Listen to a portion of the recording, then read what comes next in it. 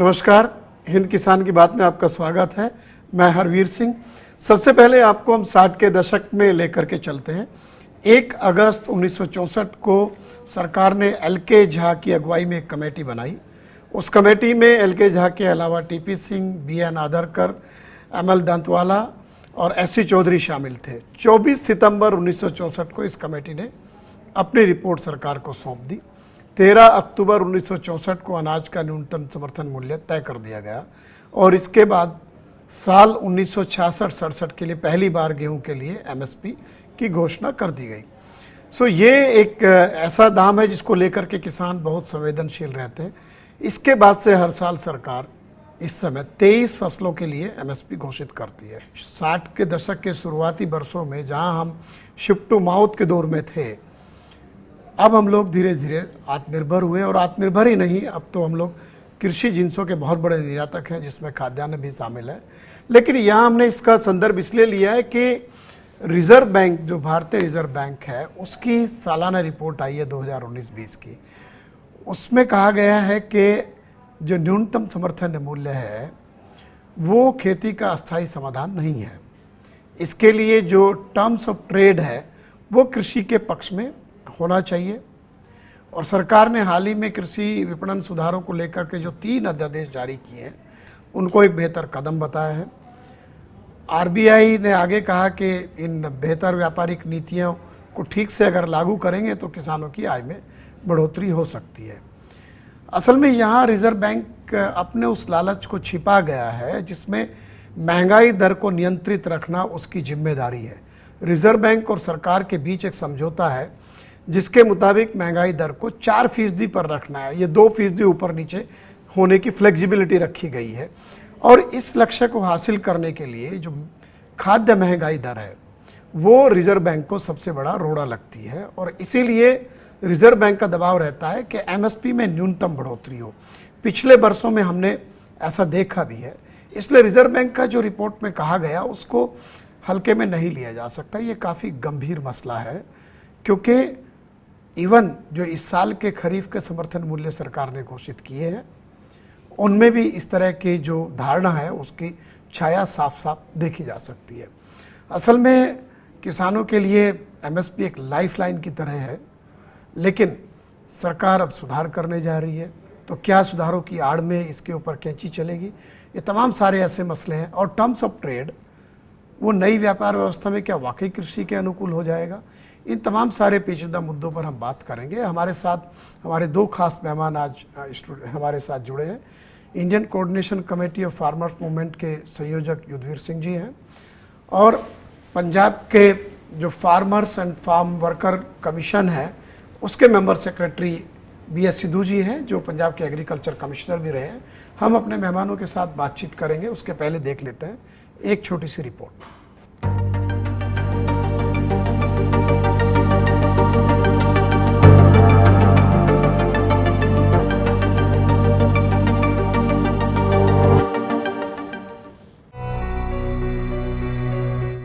MSP यानी न्यूनतम समर्थन मूल्य 1 अगस्त 1964 को एल.के. झा की अगुवाई में एमएसपी को लेकर एक कमेटी बनी। इस कमेटी ने 24 सितंबर 1964 को अपनी रिपोर्ट सौंप दी। साल 1966-67 के लिए पहली बार गेहूं के लिए न्यूनतम समर्थन मूल्य तय किया गया और यहीं से शुरुआत हुई एमएसपी की। सरकार हर साल 23 फसलों के लिए न्यूनतम समर्थन मूल्य घोषित करती है। दरअसल इसके पीछे मंशा ये थी कि अगर किसी साल अनाज का उत्पादन ज्यादा भी होता है तो अनाज की कीमतें एक तय सीमा से नीचे ना जाएं। किसानों को अपनी फसल का सही दाम नहीं मिलता और इसीलिए वो एमएसपी में बढ़ोतरी की मांग करते रहे हैं। लेकिन हाल ही की आरबीआई की 2019-20 की सालाना रिपोर्ट ने कई बातें कही हैं। कहा गया है कि मिनिमम सपोर्ट प्राइस बढ़ाया जाना खेती का स्थायी समाधान नहीं है। साथ ही टर्म्स ऑफ ट्रेड कृषि के पक्ष में होना चाहिए। रिपोर्ट आगे सरकार की ओर से किए 3 अध्यादेशों को सही कदम बताती है। रिपोर्ट के मुताबिक कृषि उत्पादों के लिए नई व्यापार नीतियां ठीक तरह से लागू हों तो उत्पादन के साथ किसानों की आय में भी बढ़ोतरी की जा सकती है। लेकिन मसला महज इतना सा ही नहीं है। रिजर्व बैंक के जिम्मे महंगाई दर को कंट्रोल करना भी होता है। आरबीआई और सरकार के बीच महंगाई दर को 4% पर रखने का समझौता हुआ है। इसे 2% कम या ज्यादा के दायरे में रखने की ढील भी है। इस लक्ष्य को हासिल करने में रिजर्व बैंक खाद्य महंगाई दर को सबसे बड़ी बाधा मानता है और उसके लिए उसे एमएसपी में कम से कम बढ़ोतरी चाहिए। सवाल कई हैं। कुछ तो ये है कि एमएसपी किसानों के लिए लाइफलाइन से कम नहीं रही है। फिर क्यों कृषि सुधारों की आड़ में एमएसपी फिलहाल चर्चा के केंद्र में आ गई है? टर्म ऑफ ट्रेड की जो बात आरबीआई कर रही है, क्या उसका रास्ता सिर्फ कृषि अध्यादेशों के रास्ते ही जाता है? Bureau report, Swaraj express. Sidhu ji, नीतियों के मामले में आपका लंबा काम है और आपकी भूमिका रही है। ये जो एमएसपी है, क्या वाकई इसका फायदा किसानों को मिलता है और इसकी अहमियत को आप किस तरह से देखते हैं? देखो जी, एमएसपी ने देश को खाद्यान्नों में आत्मनिर्भर करने के लिए बहुत ज़्यादा बड़ा रोल अब तक निभाया है। कुछ ज़माना था जब PL 480 में हम मंगाते थे, शिप टू माउस हमारा चलता था। आज हम 80 करोड़ राशन कार्ड होल्डर्स को कोविड की महामारी से लड़ने के लिए 6 महीने तक फ्री राशन सप्लाई कर सकते हैं जी। तो इन सारे जो स्थिति आई है, इस सारी स्थिति में बहुत ज़्यादा रोल रहा है जो अशोर्ड कीमत है किसान की। और किसान ने वो सारे रिस्क झेलने के बावजूद देश को आत्मनिर्भर करने में बहुत बड़ी भूमिका निभाई है। और इसमें हम जो मर्जी कहें, मंडी की अशोर्ड मार्केटिंग का बहुत ज़्यादा जो हिस्सा रहा है किसानों को ये बताने के लिए कि अगर आप पैदा करोगे तो ये खरीद लिया जाएगा और ये इस रेट पे खरीद लिया जाएगा जी। हालांकि जो आपने कही है 1965 की बात, उस समय तो 2 कीमतें हुआ करती थी एग्रीकल्चर प्राइसेस कमीशन की जी। एक होता था कम से कम समर्थन मूल्य, एक होता था प्रोक्योरमेंट प्राइस जी। देखो, किसान के पास उस समय 3 ऑप्शंस होती थी। पहली ऑप्शन होती थी मंडी का भाव। मंडी का भाव नॉर्मली ज्यादा होता था क्योंकि देश में खाद्यान्नों की कमी थी जी। दूसरी थी भी, अगर मंडी के में भाव ज्यादा नहीं मिलता तो आप सरकार को बेच सकते हो प्रोक्योरमेंट प्राइस पे।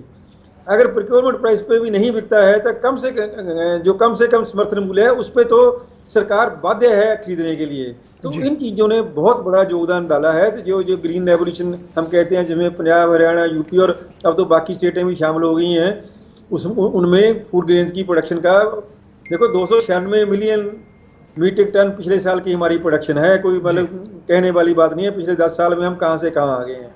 तो ये इसमें मैं समझता हूँ एमएसपी बहुत बड़ा है। बेसिक सारे किसानों को एमएसपी नहीं मिलती, हर जगह पे एमएसपी नहीं मिलती जी। पर फिर भी ये एक कम से कम एक फ्लोर प्राइस निर्धारित करने में इतना मूल्य होना चाहिए मंडी में, उसके लिए ये एक बहुत बड़ा रोल प्ले करती है और किसानों को डेफिनेटली इसका बहुत ज्यादा फायदा रहा है।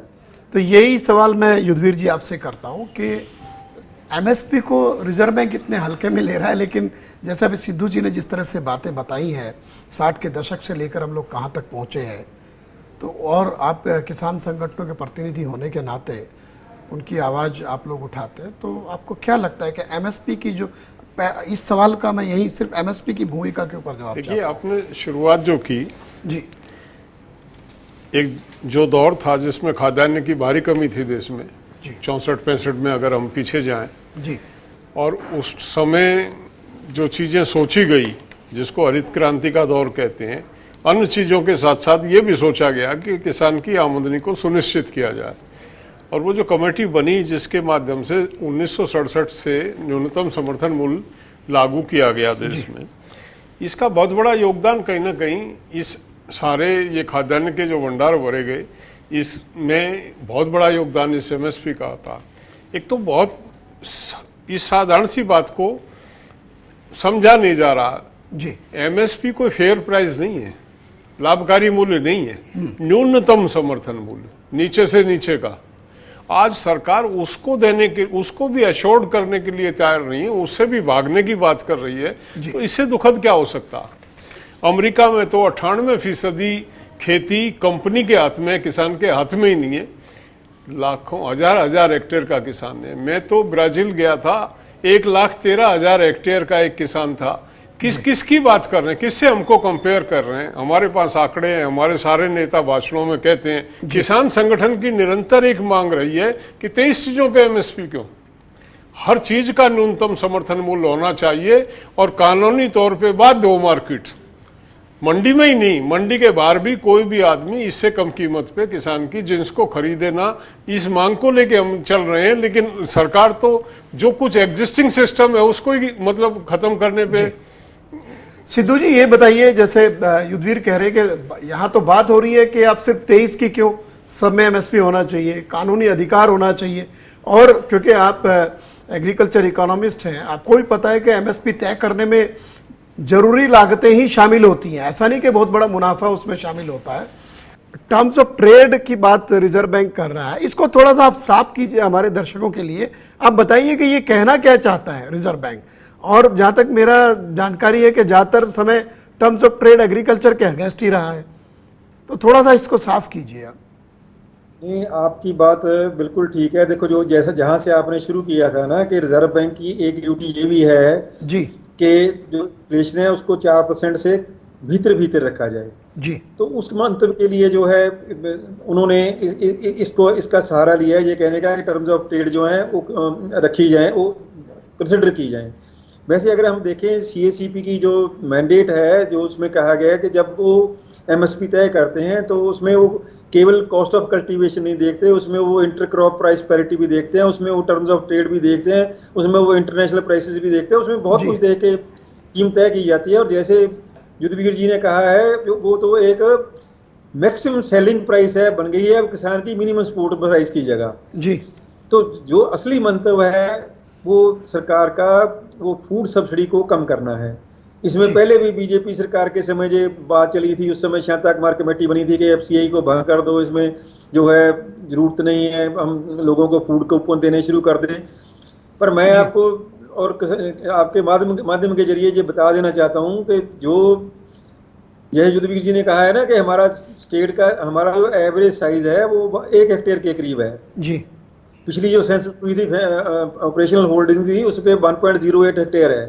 तो हमारे तो 14 करोड़ में से 8-10 करोड़ किसान ऐसे हैं जिनके पास बेचने के लिए कुछ नहीं है। वो तो बेचारे उन्होंने उनको मंडी का फायदा करो ना करो, जब गिनती करते हो तो उनको गिन लेते हैं कि ये वो किसान है जिनको एमएसपी का कोई फायदा नहीं है। नहीं, एमएसपी का फायदा उनको भी है, कुछ ना कुछ तो वो मंडी में लाते ही हैं। और दूसरा ये है कि किसान ही है देश में जो सबसे ज्यादा मंडी से जुड़ा हुआ है। वो हर बेशक वो खरीद के लिए, बेशक वो इनपुट्स की परचेज के लिए रेगुलरली मंडी में आ रहा है। और जो मनी का सर्कुलेशन है वो सबसे ज्यादा जो है वो एग्रीकल्चर सेक्टर से चल रहा है। और एग्रीकल्चर सेक्टर जो है वो हमारी इकोनॉमी का प्राइमरी सेक्टर है। जहां तक आप टर्म्स ऑफ ट्रेड की बात करते हो, टर्म्स ऑफ ट्रेड का बेसिकली जो है पर्पस ये है कि किसी एक सेक्टर को प्रफुल्लित करने के लिए दूसरे सेक्टर को थोड़ा बहुत उसका सरप्लस जो है वो एक्सट्रैक्ट करना। जब एग्रीकल्चर जो है शुरू में जब देश आजाद हुआ 54, 55, 7 मतलब पहली प्लान जो 3-4 थी उनमें जब एग्रीकल्चर का ग्रोथ 4-5% के करीब रहा तो तब जो सरप्लस एग्रीकल्चर ने जनरेट किया उसको इन्होंने कोशिश की वॉप अप करने की for industrialisation of the country. तो किसान उसमें टर्म्स ऑफ ट्रेड उसके बाद आप कह लीजिए 74-75 के बाद जो टर्म्स ऑफ ट्रेड है वो कभी भी आज तक एग्रीकल्चर के फेवर में नहीं रही हैं। वो ज़्यादातर दूसरे सेक्टर से बेहतर जो सर्विस सेक्टर है, जहाँ चाहे वो हमारा इंडस्ट्रियल सेक्टर है, उनके फेवर में रही है। जी जी। तो टर्म्स ऑफ ट्रेड जो है वो अकेली कोई ऐसा मंत्र नहीं है जिस मंत्र से किसानों की समस्याओं को हल किया जा सकता है। जब जिस किसान के पास मंडी में जाने के लिए कुछ नहीं है, जिसको जो आप न्यूनतम मूल्य दे रहे हो वो भी नहीं मिलता, उसके बाद जो आप जो सुधार करने की सरकार कह रही है, जो नए 3 ऑर्डिनेंस। जी युद्धवीर जी, जैसे अभी सिद्धू जी कह रहे थे कि जो टर्म्स ऑफ ट्रेड है रिजर्व बैंक ने तो कह दिया कि उसके फेवर में होना चाहिए, लेकिन ये तो हमें दिखता ही नहीं कि 70s के बाद से कभी टर्म्स ऑफ ट्रेड एग्रीकल्चर के फेवर में रहा ही नहीं। और वो ये भी जैसे उन्होंने जिक्र किया कि जब एमएसपी तय की जाती है सीएसीपी को इसका ध्यान रखना चाहिए, लेकिन अभी जो परिस्थितियां हैं उसमें जब इतने बरस चले गए तो आपने कभी नहीं कहा कि इसको इधर पलटिए रिजर्व बैंक ने, लेकिन अब वो जो है कह रहा है कि साहब टर्म्स ऑफ ट्रेड ठीक कर लीजिए, एमएसपी मत बढ़ाइए। बेसिक यही जो सोच है ना जी, इससे हमारा सहमति नहीं है। हिंदुस्तान में ये WTO से पहले एग्रीकल्चर को ट्रेड में काउंट नहीं किया जाता था जी।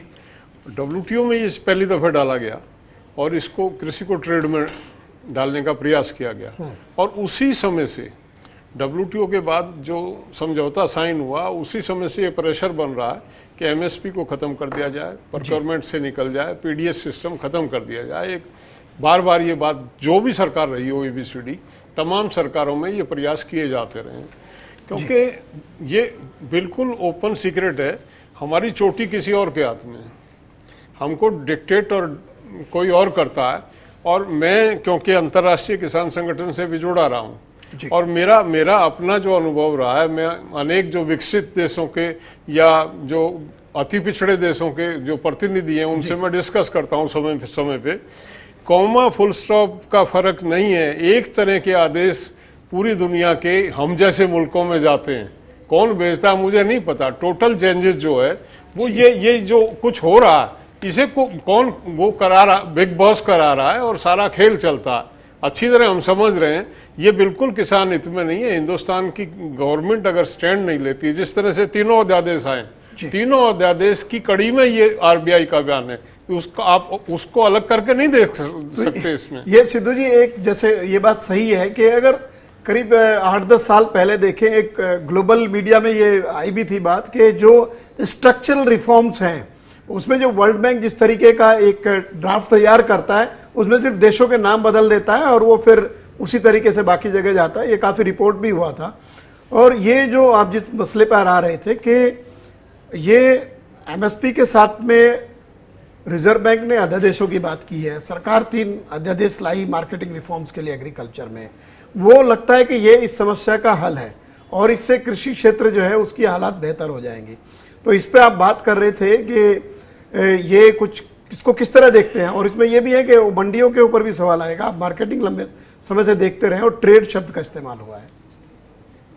मैं देखो जहाँ युद्धवीर जी ने जो बात की है ना जी कि WTO जो है वो शुरू से ही MSP को एक ट्रेड डिस्टॉर्टिंग इंटरवेंशन मानता है कि इसमें जो अंतर्राष्ट्रीय व्यापार है उसमें बाधा पड़ती है, जो हम स्टॉक पैदा करते हैं उसको हम मार्केट में रिलीज करते हैं। तो दूसरा ये है कि जब किसानों की मांग होती है MSP उस समय कई बार बढ़ाई जाती है और कई बार जो है सरकार अपने इंटरेस्ट के लिए भी बढ़ाती है। जैसे 2019 की इलेक्शनों से पहले जी प्राइस जो MSP में इंक्रीज थी वो 12.1% थी और इस बार जो पैडी की इंक्रीज है वो 2.9% है। जबकि CACP की अपनी रिपोर्ट कह रही है, वही रिपोर्ट जिसमें हमारी 2.9% की रिकमेंडेशन है कि जो पिछले साल के मुकाबले इस साल एग्रीकल्चर कमोडिटीज का जो कंपोजिट इनपुट प्राइस इंडेक्स है वो 5.1% से बढ़ने वाला है। तो जब आप खुद कह रहे हो कि इनपुट की प्राइसेस 5.1% तक बढ़ सकती हैं तो MSP जो आप 2.9% रिकमेंड कर रहे हो तो टर्म्स ऑफ ट्रेड कहाँ गए? टर्म्स ऑफ ट्रेड तो यहीं से शुरू हो गए कि हम टर्म्स ऑफ ट्रेड में इसीलिए कहता हूं कि टर्म्स ऑफ ट्रेड में क्या होता है कि आप एक सेक्टर को बढ़ावा देने के लिए दूसरे सेक्टर का सरप्लस मॉप अप कर रहे हैं। एग्रीकल्चर में तो सरप्लस ही नहीं है, इंडस्ट्रियल स्लो डाउन चल रहा है। तो टर्म्स ऑफ ट्रेड एग्रीकल्चर में की तरफ में करने के लिए इन्वेस्टमेंट कहाँ से आएगी, क्या होगा? और उसके साथ दूसरी जो बात जो ऑर्डिनेंसेस की बात जब की जा रही है तो ऑर्डिनेंस सरकार लाई है। मेरे को ये लगता है कि देखो हमने WTO में कमिटमेंट की थी कि पीस क्लास हमें 3 साल के लिए मिली थी कि हम 3 साल तक जो है प्रोक्योरमेंट कर सकते हैं। वो पीस क्लास का टाइम खत्म हो गया, वो अभी तक एक्सटेंड नहीं हुई है। इस बार कोविड की वजह से जो इंटर मिनिस्ट्रियल कॉन्फ्रेंस है वो पता नहीं उसका क्या बनेगा। तो अभी तक हमें वो सिचुएशन जो है वो पंबड़पूसे में पड़ी हुई है, कुछ नहीं पता है कि फाइनली नेगोशिएशन चलेंगी या उनमें but will be the outcome. दूसरी तरफ सरकार जो है वो 3 अध्यादेश लेके आई है। पहली बात तो यह है कि अध्यादेश लाने की इतनी जल्दी क्या थी जी? लोगों को जो अफेक्टेड पार्टीज हैं उनको कंसल्टेशन उनसे लार्ज स्केल वाइड कंसल्टेशन होनी चाहिए थी। किसान से संगठनों से भी, हमारे जैसी जो फार्म किसानों के कमीशन है उनके साथ भी, जो स्टेट गवर्नमेंट्स हैं उनके साथ भी वो कोई इस तरह की कंसल्टेशन नहीं हुई। और दूसरा ये है कि जैसे 3 है, पहला तो है हमारा ECM अमेंडमेंट है, उसमें रीज़न ये दिया जा रहा है कि इससे जो है infrastructure, warehouses, cold stores, supply chain infrastructure में इन्वेस्टमेंट आएगी। मैं ये कहना चाहता हूँ। दूसरा ये है कि APMC मंडी के साथ एक फ्री ट्रेड एरिया में होगा जिसमें किसान को बैरियर फ्री ट्रेड के मौके मिलेंगे जी। और तीसरा जो है वो contract fair farming price discovery के लिए है, जिसमें हम ये कहते हैं कि भी आप कॉन्ट्रैक्ट फार्मिंग कर लो एग्री, और जहाँ आप you get in touch with जो रिटेलर्स हैं, एग्रीगेटर्स हैं, प्रोड्यूसर्स हैं, एक्सपोर्टर्स हैं, प्रोसेसर्स हैं, और उनके साथ बात कर लो।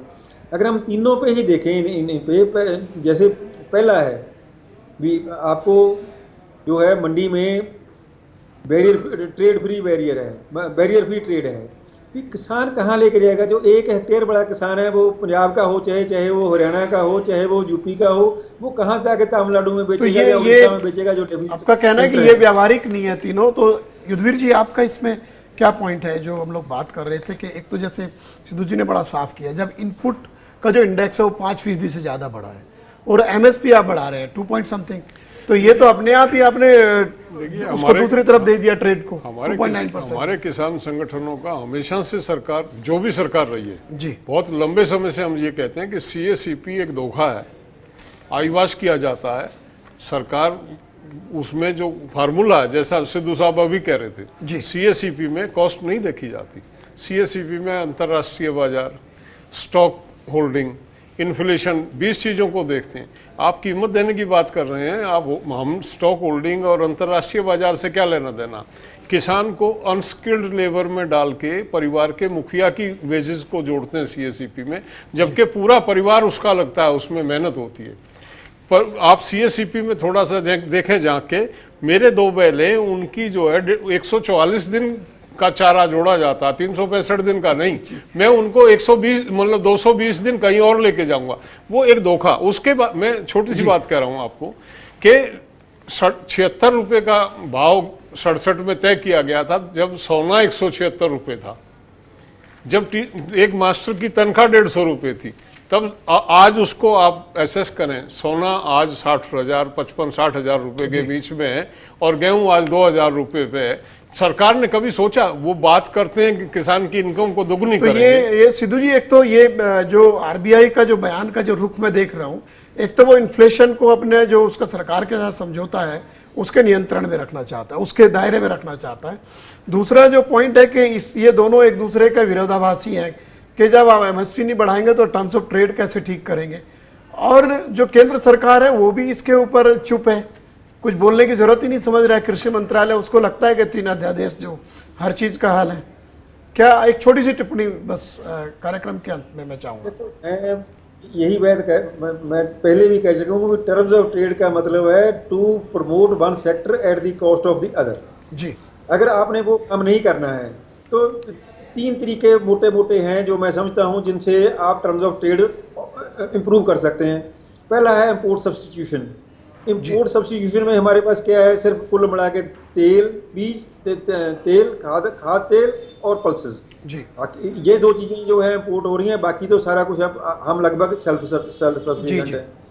दूसरा है एक्सपोर्ट प्रमोशन, मतलब एक्सपोर्ट को बढ़ावा देके भी हम जो है थोड़े टर्म्स ऑफ ट्रेड इंप्रूव कर सकते हैं। पर जब कंपटीशन जो है, जैसे युद्धवीर जी ने कहा भी 1 हेक्टेयर वाले का जब 418 हेक्टेयर वाले से कंपटीशन है, तो टर्म्स ऑफ ट्रेड आप कैसे उनके लिए इंप्रूव करोगे?